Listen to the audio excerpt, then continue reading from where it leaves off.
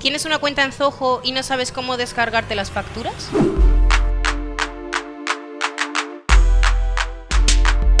Hola, soy Valentina y en este vídeo, como os he comentado, os voy a enseñar a cómo descargar las facturas de mi cuenta de Zoho. Bien, como podemos ver en mi pantalla, estoy logueada en mi cuenta de Zoho One y en el panel de la derecha aparecerán la información de mi pago. Es decir, aquí tengo una cuenta de Zoho One en la cual viene incluido un usuario.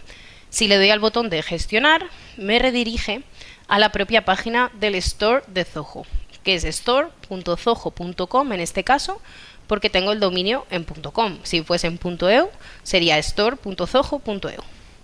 Una vez entro a Zoho Store, tengo arriba a la derecha detalles de su tienda.